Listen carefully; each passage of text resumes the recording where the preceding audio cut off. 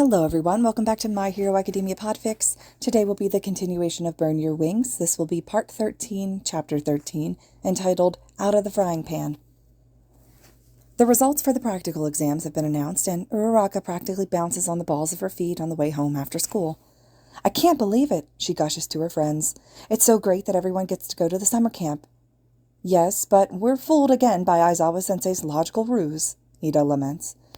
Midoriya chuckles, and while Uraraka still isn't as good at reading Todoroki's impassive face as Midoriya is, she still thinks the line of the boy's mouth might be a little more relaxed than usual. And going shopping together tomorrow will be like a celebratory event, which reminds me, are you sure you can't come, Todoroki?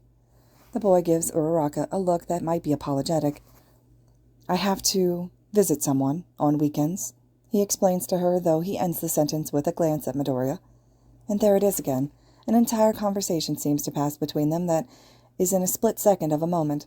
Todoroki looking like he expects Midoriya to understand exactly, or who, he means, and Midoriya in turn understanding perfectly.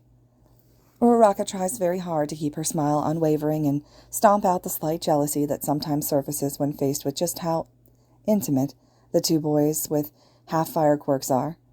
Uraraka isn't dumb. She knows that there's something between Midoriya and Todoroki. Heck, even between the two and Ida, given the recent Hosu incident, that they can't really tell her for some reason, and she's okay with that. She may not like it and may feel a little left out on occasion, but she knows her friends, and yes, this now includes Todoroki too. They would never willingly leave her in the dark or out of any mean intention. Some things are just private. So she smiles at the way that Ida gestures enthusiastically, and Midoriya mutters on a tangent, with Todoroki's dry remarks sprinkled in like a seasoning. They've almost made it to the front gates when Midoriya perks up and waves to someone off to the side. Shinso! The boy from general education turns at the call. He seems a little surprised to find their group, but he nods once in Midoriya's direction. Midoriya smiles apologetically at them. I have something to ask Shinso. Can I catch you guys later?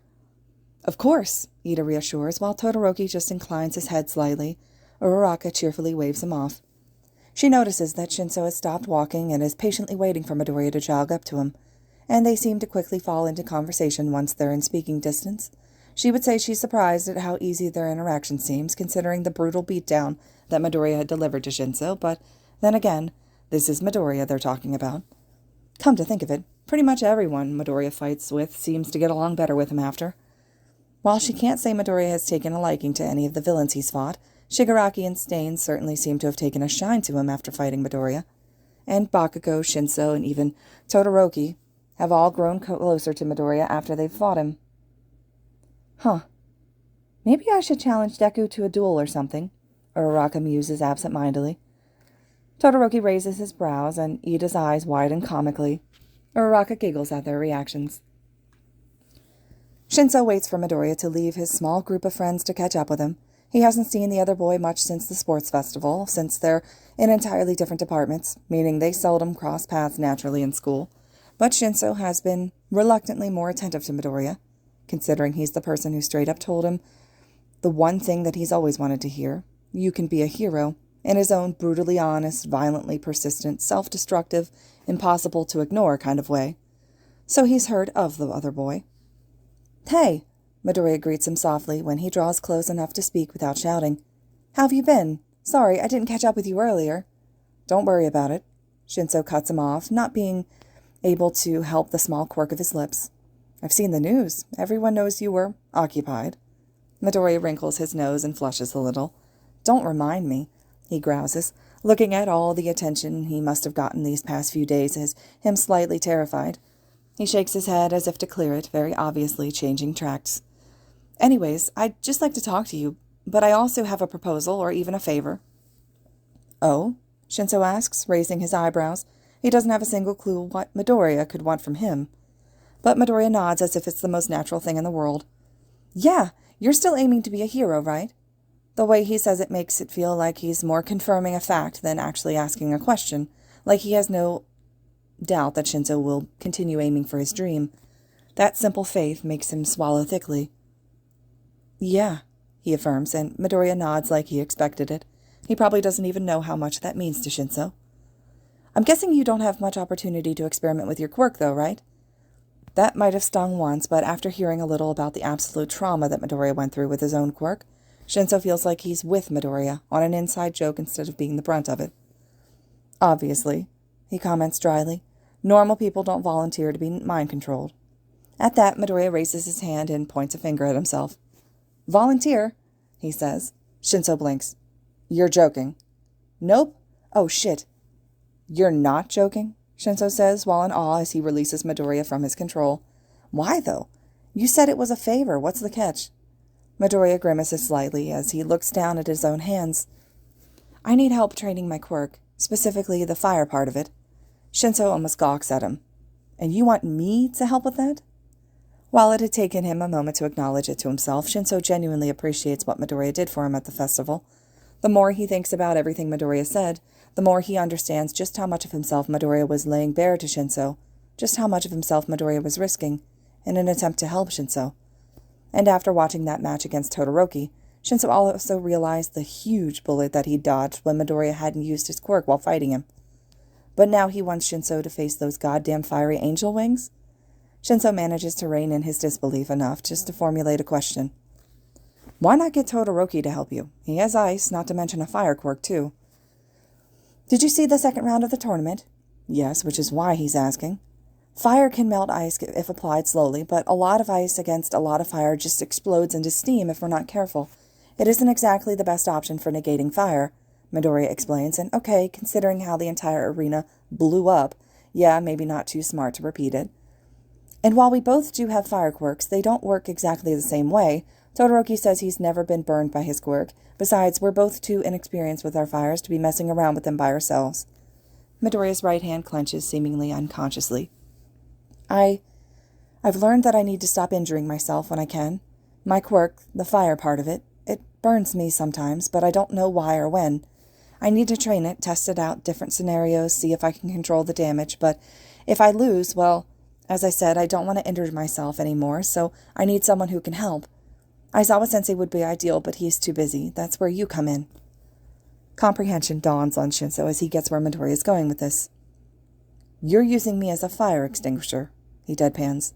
Midoriya doesn't even pretend to deny it.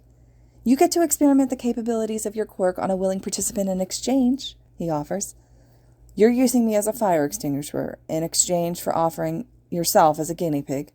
Shinso updates his assessment, voice flat in disbelief. The other boy grins, but his expression falls a little, and his voice quiets.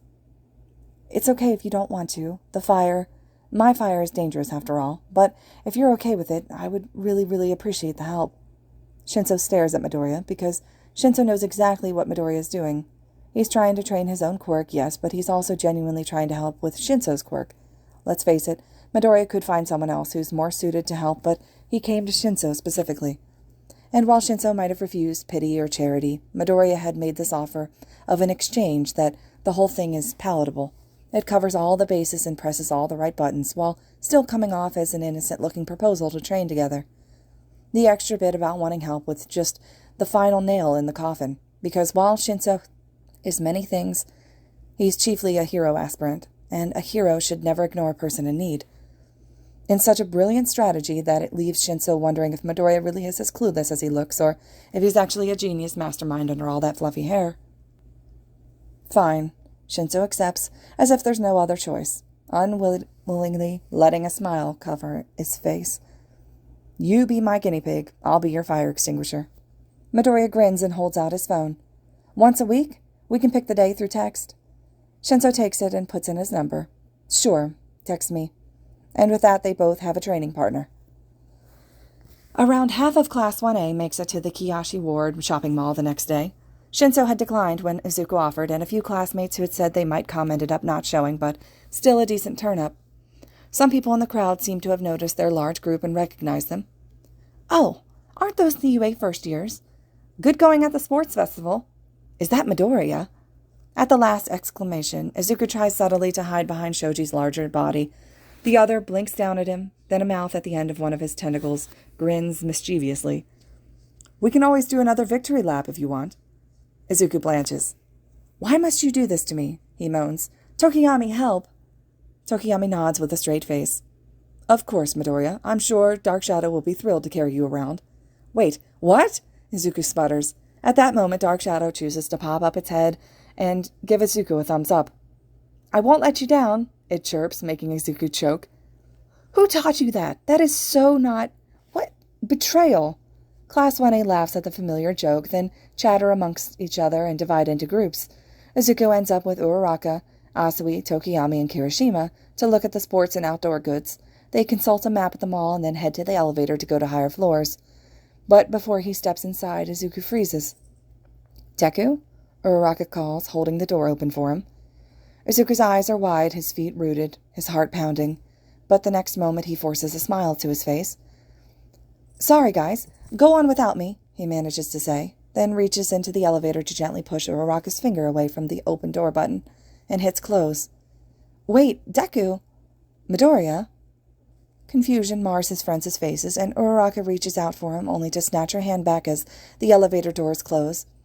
Izuku catches Uraraka's surprised eyes and mouths, "Call the police." He knows she understands the moment that her eyes widen in horror, her gaze fixed on the figure that Izuku can feel creeping up behind him. The doors close. Izuku stares at the digital number on top of the elevator and only dares let out a breath of relief when the number switches from 1 to 2, indicating that his friends are out of immediate danger. And no sooner than he does, a lanky arm slings itself around his shoulders, and a clammy hand curves 4 fingers around his neck. Smart, a low voice murmurs in Izuku's ear. Noticed me without even seeing me, did you? But of course he did. The crowd may have befuddled Izuku's usual situational awareness, so he didn't notice until the man approached so close, but while Izuku had only met this man in person once, the sheer malevolence in his presence exudes is far too strong and far too familiar for Izuku to not be aware after all of his time with Hizashi. Izuku keeps his head facing forward and rolls his eyes to the side. He finds a hooded figure, limp pale hair framing a wrinkled face that he's seen never in this clearly, but unmistakable who it is. Shigaraki Tomura, Izuku bites out. The villain grins. Midoriya Izuku, he responds, in a sing-song voice. Why don't we have a chat? Izuku swallows thickly. Before, he might have confronted Shigaraki. This is the leader of the League of Villains, alone with no lackeys or backup in sight. Izuku is sure that he can keep bystander damage to a minimum, since he can pull Shigaraki's destructive hands to himself. Even if Izuku himself gets critically injured, there's a high chance that he can hold Shigaraki until the police and pros, that Uraraka is hopefully calling, arrive and arrest the villain. This is a golden opportunity to catch one of the wanted villains in Japan, but an iron-hard voice clamps down on Izuku's line of thought. You can't save anyone if you don't save yourself first. It has barely been a day since Izuku had heard that, so Izuku thinks about his choices. He thinks about the pros and cons. He thinks about the gain and loss. He thinks about what Aizawa would want him to do. So he goes quietly with Shigaraki. Sukuuchi listens intently as Midori recounts his meeting with Shigaraki. The other students had called the police and the pros at Midoriya's instruction, but by the time any of them got there, Shigaraki had long disappeared. In that short time, he's been talking with Midoriya, so he's their only lead at the moment. There are finger-shaped bruises forming around his neck, and the kid's voice is becoming hoarser by the minute, but Midoriya's demeanor is calm and his voice is steady. He should have expected no less from All Might's protege. The detective refills Midoriya's empty cup, and the kid gives him a small but grateful smile before sipping the cool water. So, by your account, it looks like your meeting was completely coincidental, and more importantly, the League isn't completely unified yet. But they're still going after All Might. That's more information than we had before. Thank you, Midoriya. Is there anything else you wanted to tell me? Midoriya hesitates. Sukuuchi isn't a detective for show, so he gives a reassuring smile. You can tell me about anything. I know All Might's secret about One for All and All for One. Oh, the boy breathes, but he still doesn't spill immediately. I'm really sorry, but may I confirm that first? He looks so apologetic, but Sukuuchi's impressed rather than offended. Most children, even most adults, would have just blindly trusted his words, relieved to find someone, anyone they can share the burden with. It seems Toshinori really outdid himself with this one. Of course. He nods approvingly, and Midoriya pulls out his phone. Sukuuchi waits for the boy to tap in a text, presumably to Toshinori. He breathes a sigh of relief when he receives an answer, and he lifts his head to look Sukuuchi in the eye. All Might told me about his suspicion that All for One is still alive, and acting behind the League, so I purposely brought him up. I asked Shigaraki what All for One's goals are, to see if he knows who I'm talking about. Shigaraki denied he knew the man's goals, but he didn't deny that he knew the man himself. Midoriya takes a fortifying breath. All for One is alive. Tsukuchi briefly closes his eyes. It's everything that they suspected and feared, and while the fact itself is horrible, it's better to know for certain than operate on suspicions and half-formed theories. Thank you, he tells Midoriya sincerely. That's an immense help.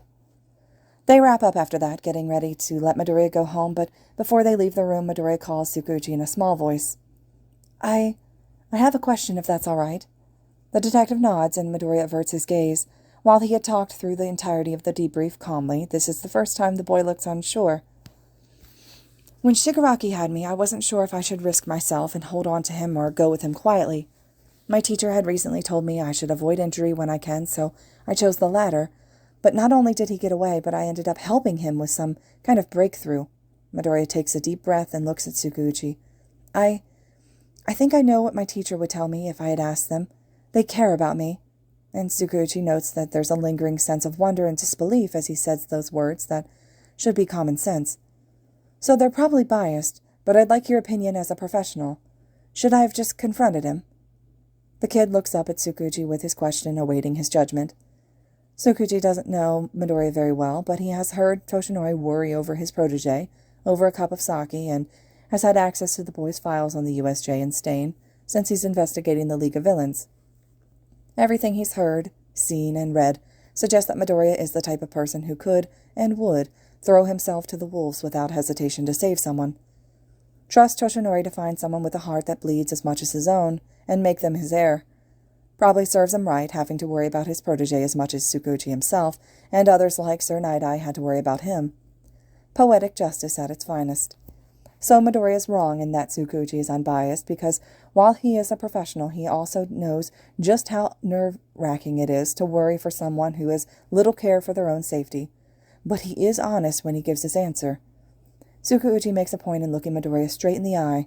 He doesn't take an indulgent tone or treat him like a child. His voice is a bit serious when he makes a formal report. Here's my opinion as a professional who's dealt with heroes and villains for years. Midoriya, you made the right call.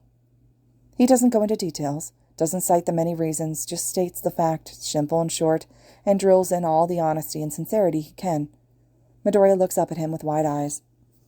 Okay, he finally whispers. Okay. Midoriya, my boy. Izuku blinks at the familiar voice that greets him as soon as he steps out of the police station. He cuts himself off before he can finish the name. While Tsukuchi's the only person in sight, he won't risk outing All Might's secret by calling the hero in public when he's in his true form.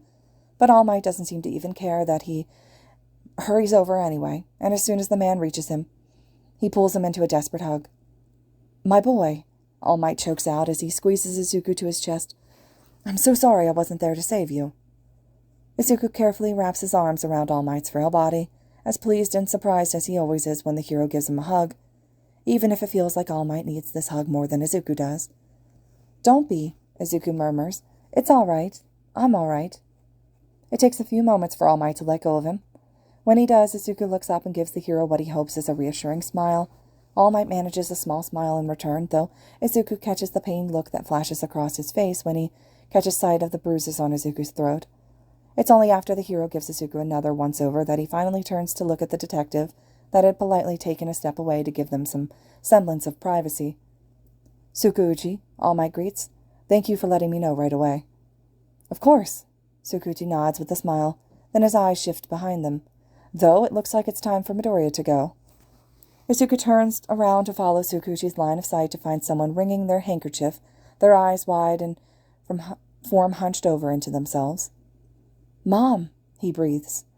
Inko doesn't rush to Izuku or immediately hug him like All Might. Instead, the two Midoriyas stop about a step away, facing each other, searching each other's eyes for the answer to their silent questions. Are you okay? Is it over? It's a habit left over from the times when Hisashi would deliver a beating and then leave them battered and bruised in the living room, when neither of them dared to speak it lest the man would come back, when Inko was too afraid to touch Izuku's many wounds and risk worsening the injuries. Izuku and Inko let their eyes say all the, we're okay, and it's over, and I am here. They don't need to voice them to hear them. Unnoticed by the two, All Might averts his gaze at the feeling of intruding on something private and intimate. Inko swallows thickly. She doesn't speak, her worry and stress possibly making her memories relapse back to the days with Hizashi, but she does untangle her fingers from the handkerchief that she'd been wrangling and holds it out to Izuku in a silent offering. Izuku smiles at her and gratefully bows his head, letting her tie it around his neck and hide the finger-shaped bruises with a familiarity born through time. When Izuku straightens up again, Inko nods and takes a deep breath as if to fortify herself. Then she turns to All Might and Tsukuuchi. "Oh," Izuku jumps. Mom, this is—" And Izuku actually has no idea how to finish that sentence, but the hero in question steps forward, saving Izuku. "Hello, Midoriya-san," All Might says with a smile on his gaunt face. "It's a pleasure to meet you. I'm one of young Midoriya's teachers, Yagi Toshinori." "Oh, thank you for taking care of Izuku." At first, Izuku thought the name must be a pseudonym, but then he catches the way All Might looks over at him while saying the unfamiliar name, and he realizes with a jolt, this is All Might's real name. All Might just told him his real name. Yagi Toshinori just told Izuku his real name. Even as Inko softly thanks All Might and the police, Izuku just kind of stares at the hero. Izuku's never even thought to ask All Might his real name, knowing too well how important and secretive it was. But now, All Might has given it to Izuku without even being asked. The sheer weight of what All Might trusted them with, is flattering and staggering at the same time. He looks up at the hero with wide eyes, and All Might gives him a smile that's so unbearably fond, as he ruffles Izuku's hair one last time before saying goodbye. Inko and Izuku ride quietly in the police car, taking them home. Inko calming down a bit from her fright and worry, while Izuku's calming down from having his mind blown, when a thought occurs to him. "Oh!" he can't help but say out loud. Inko turns towards him, and Sansa, the police officer that was driving them home, glances at him through the back mirror. Izuku looks back and forth between them, then shrugs a little helplessly. "I forgot to ask Shigaraki about that photo." By the time school resumes, everyone in Class 1A has heard about what happened at the mall. The school decides to change the location for the training camp and keep the location a secret. That draws a few comments from their classmates, but personally Shoto doesn't really care. What he's more focused on is the soft pastel-colored handkerchief tied around Midoriya's neck, despite the warm weather. He can take a wild guess at why. Once homeroom has ended, and they're free to move around, Shoto immediately stands up and makes his way over to Midoriya's desk. Shoto takes the empty seat behind Midoriya as the other boy turns around to face him. "Here." Shoto offers his own handkerchief. "I cooled it using my quirk. It should help with the bruising." Midoriya widens his eyes and smiles. "I can't hide anything from you, can I?" he says while shaking his head, but he takes the handkerchief that Shoto is holding out to him without a second thought. "Thank you." Midoriya hesitates for a moment before undoing the cloth around his neck, but then moves his fingers swiftly as if to get it over with as quickly as possible. His hair will probably hide the worst of the bruising, from most people except for Shoto, who's right in front of him. As the pale cloth slips away, Shoto catches sight of the ugly purple-fingered bruises that wrap around Midoriya's throat. The edge of the chair creaks in Shoto's clenched hands. Midoriya quickly ties Shoto's handkerchief around his neck, then hums in pleasure.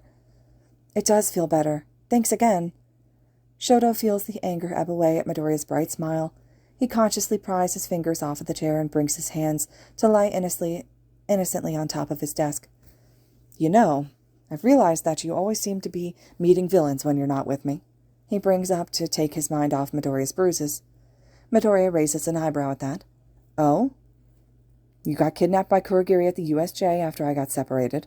You met Stain and Hosu before I found you. You met Shigaraki again when I wasn't with you at the mall.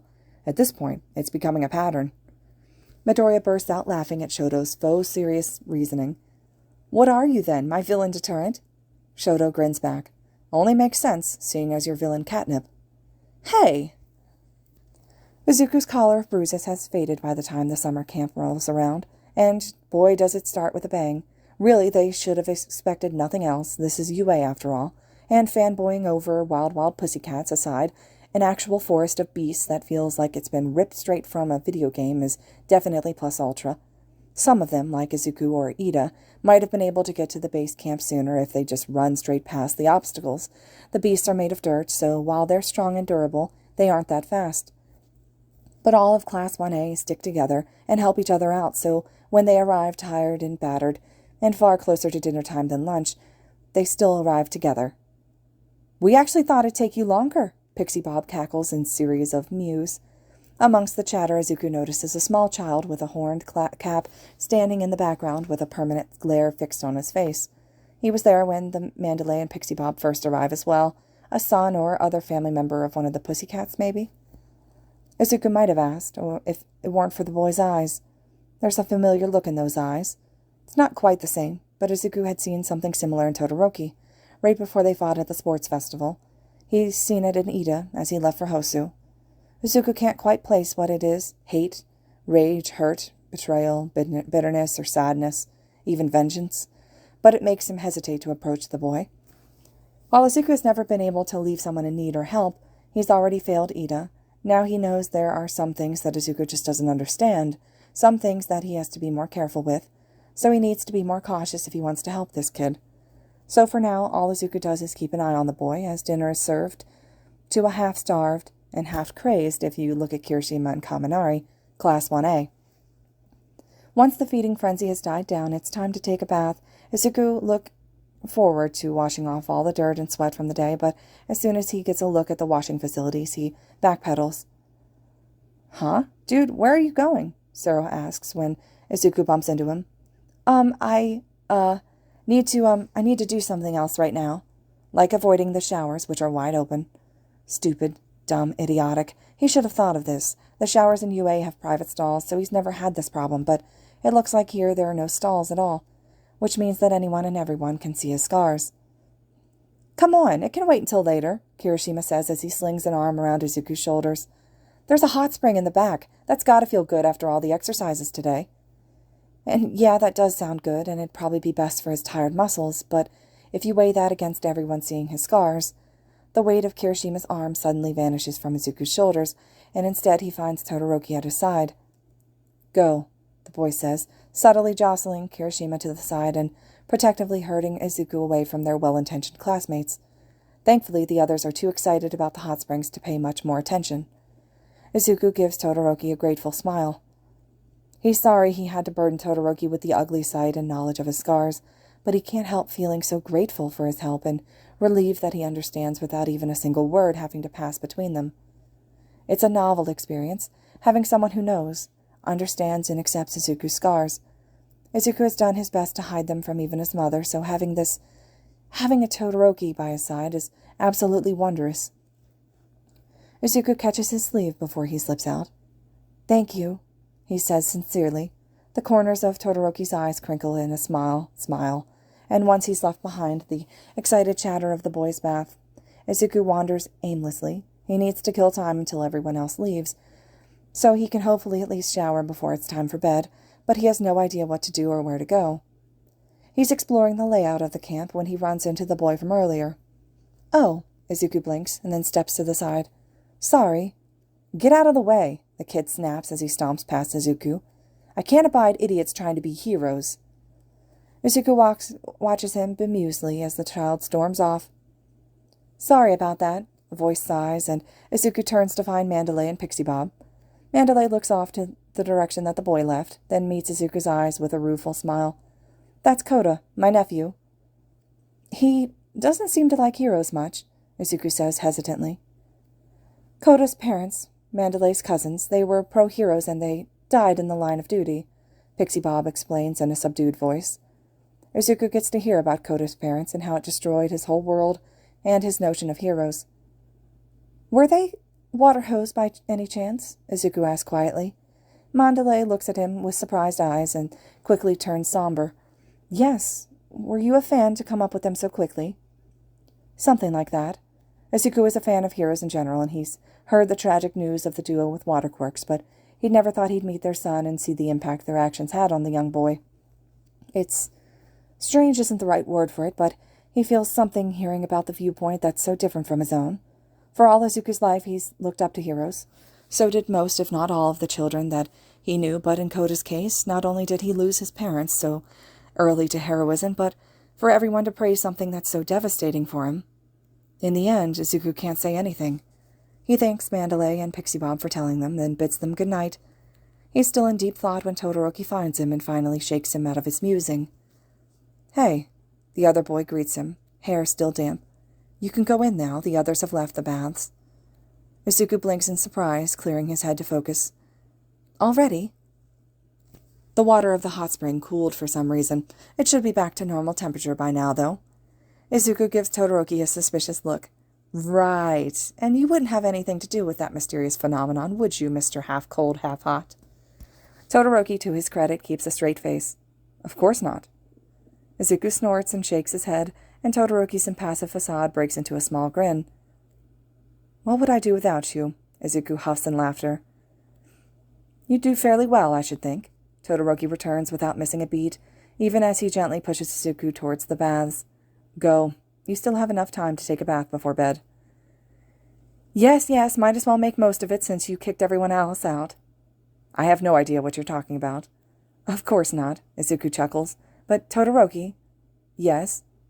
He turns to look Todoroki in the eye. Mismatched eyes stare at him, and Izuku can't help but smile, softer than the humor that had been there a moment ago, that blossoms on his face. "Thanks. Really. For everything." Todoroki looks at him for a long moment before replying. "Don't mention it." "Because you've already given me much, much more," he doesn't say. The next day, after going through with the absolute hellscape of training their quirks, Class 1A is tasked with making curry for their own dinner, with Ida interrupting the task as yet another part of their training and hyping everyone up to make the tastiest curry in the world. Everyone slowly revives from the grueling training to start and regain their cheer. "Hey, fire duo! Can we get some fire over here?" Ashido calls. Izuku blinks, then glances at Todoroki. "Fire duo?" he mouths incredulously at the other boy. Todoroki's eyes sparkle with humor. "I'll take care of it," he says. He walks over to where Uraraka and Ashido are struggling to light the cooking fire. He lights it up in a blaze, and Izuku catches the small smile that graces Todoroki's face as he gazes into the flames. He's already seen Todoroki use his fire against Stain, but it lightens Izuku's heart to see further proof that his friend is healing. Izuku turns away in higher spirits to help the others with the cooking. When the curry is almost done, Izuku finds Sato frowning at a simmering pot with the salt shaker in his hand. "Something wrong?" Izuku asks. "It's just, we're not sure if we should put in more salt or not." Jiro nods from beside him. "When I tasted it, it was too hot to really tell." "Whoa, Midoriya, I just said it was too hot." "Did you burn yourself? Do you need water?" Sato worries. Izuku blinks with the ladle in his hand, having just scooped up a bit of curry and tasted it, but he grins and sticks out his tongue to show that he's fine. "It's a side effect of my quirk," he explains. "My mouth is fireproof, so I can eat hot things without burning myself. The curry's fine, by the way." "Aw, I'm so jealous," Jiro groans. "I always burn my tongue eating or drinking hot stuff. That's so useful." And Izuku has never thought of it that way. The trait had come from Hisashi, after all, the most damning evidence of their connection, but, like Todoroki said, it's his power, not his father's. So Izuku just smiles. "Yes, I suppose it is." Soon enough, the curry is prepared, and dinner is a rowdy event in true Class 1A fashion. But Izuku notices that Kota's turning away from them with a scoff, not bothering to pick up a plate for himself. He frowns. Giving Kota space is one thing, but knowingly letting the boy starve himself? Izuku can take a guess as to why Kota refuses to eat. If his hate for heroes is anything to go by, he probably doesn't want to eat anything made by idiot hero aspirants, but missing meals at that age is not good. Izuku would know. So he starts to speed eat through his plate of curry and ladle some rice and curry on a new plate, shaking his head to his friends when they look up questioningly at him. Best to not overwhelm Kota. He follows his footprints to a cliff overlooking the forest, with an entrance to a cave to find the boy sitting on the ledge. A soft growl emits from Kota's stomach, though the boy just hunches in on himself and refuses to acknowledge it. Izuku shakes his head. I brought you a plate of curry," he calls, stepping into view. Kota just jumps at him. How did you find me?" the boy nearly shouts. "I followed your footprints," Izuku answers honestly, then he offers up the plate of food. "I know you don't like us, but you don't have to punish your body because of that." "I don't want it," Kota growls, but his stomach growls too loud as if on cue. The boy blushes but stubbornly glares at Izuku and doesn't make a move to take the plate. "Get away from my secret base. I don't want to fraternize with people like you, always going on about quirks, flaunting it." When Izuku stays silent for a moment, not sure how to respond, Kota seems to gain momentum and continues.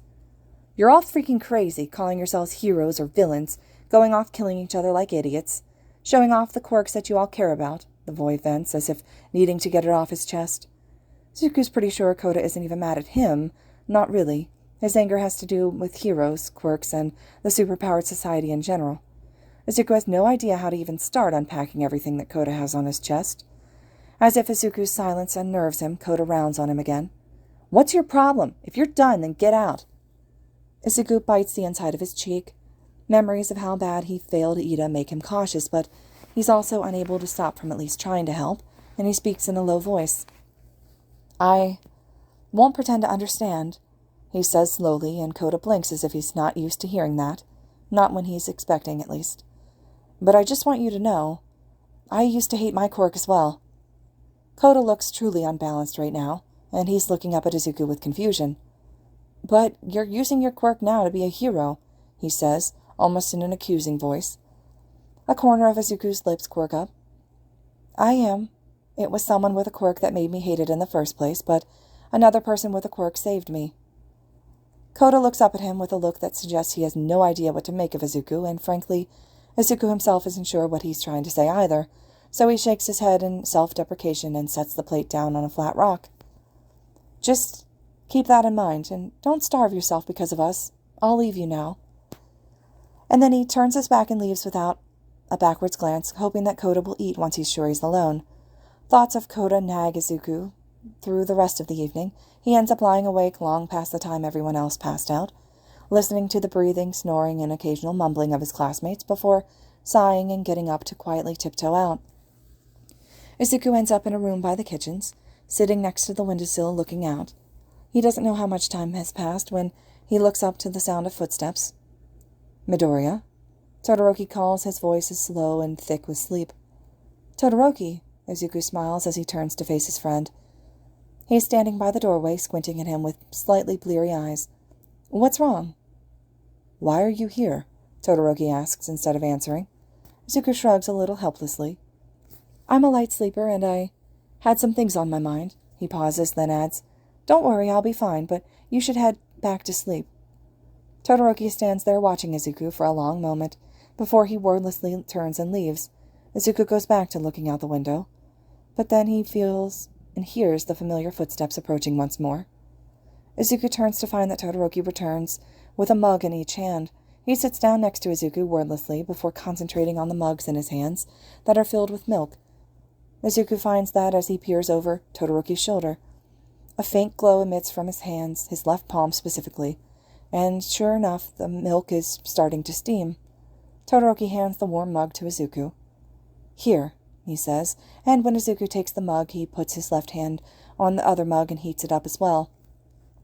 That's so cool, Zuko says excitedly. You've got to teach me how to do that. Todoroki snorts softly into his milk. Maybe later. We're already doing enough training as it is, and you're supposed to be resting. For now, drink up. Zuko does as he's told, and he sighs in content as the milk fills his body with warmth. It may be summer, but nights in these mountains can still get chilly. You're going to spoil me rotten, he complains half-heartedly. Todoroki just hums, but Zuko's sure there's a small smile hidden in there, behind the rim of his mug. So, the boy starts, and he looks much more alert and awake now. What's on your mind? Zuko smiles, reminded a little of how their conversation began at the hospital in Hosu, though he's never going to forget how it ended. It's just Kota, the little kid, he elaborates when Todoroki doesn't recognize the name. He has a grudge against heroes and quirks, the superpowered society in general, really. He's hurting, and I have no idea how to help him. He slumps a little. If it was something physical, I could fight it off, but it's not, and I'm basically a stranger to him, so I don't have any right to, or any sway, but I know that. I just can't help but want to help him. Todoroki shakes his head and lets out a huff that might be a sigh or a chuckle. Of course you do. He taps a finger against his mug. I'd say not to worry about it too much. He's different from me or Ida, he says with a wry smile. And like you pointed out, he doesn't know you. You don't know him. It might be best to not butt into it. Yeah, you're right, Zuko concedes. It's strange. Nothing's been resolved, really, but talking to Todoroki has made him feel better for some reason. They sit in silence for a while, before Izuku drains the rest of his milk and gets up. All right, I'm done moping. We should head back to bed. Thanks for sitting through it with me. He grins as he offers a hand to Todoroki. The other boy takes the hand and lets Izuku pull him up. The smile gracing his face is much more prominent when it's just the two of them than when there are others around. "Any time," he says simply, and the sincerity in his words. It takes Izuku's breath away for a moment.